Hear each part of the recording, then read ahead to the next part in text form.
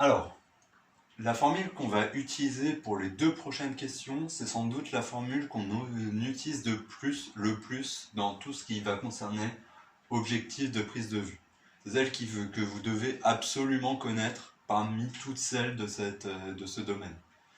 Alors, on va l'écrire comme ça.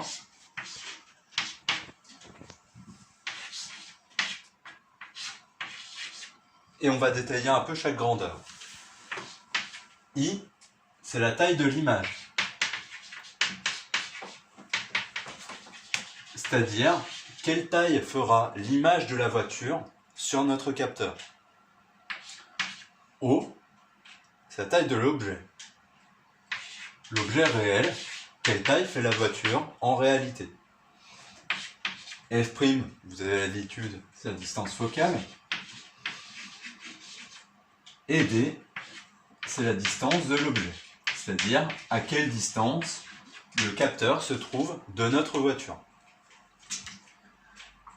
Ici, la distance, on la connaît. La voiture, elle est à 1500 mètres.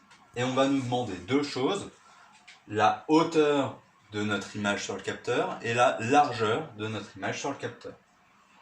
Donc, on va les noter H pour hauteur et L pour largeur. Et il faudra les mettre à la place du I. Donc, par exemple, pour H, il va falloir passer l'objet de l'autre côté.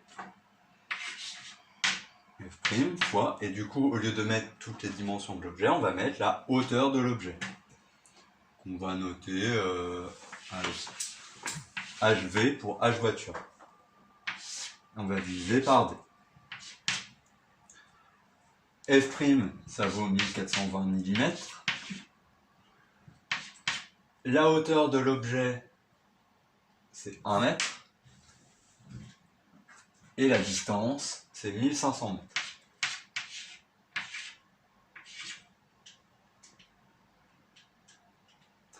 Si on laisse comme ça, notre résultat sera directement en millimètres. Parce que cette grandeur est en millimètres, et là on a des mètres divisés par des mètres. C'est absolument possible, c'est ce que fait la correction. Moi je pense que c'est source d'erreur.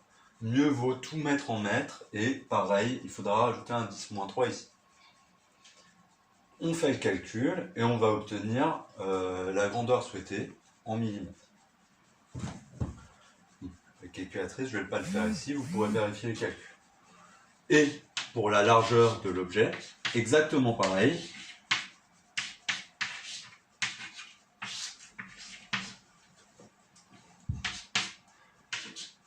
Sauf que du coup, la largeur de la voiture est de 2 mètres et plus de 1 mètre.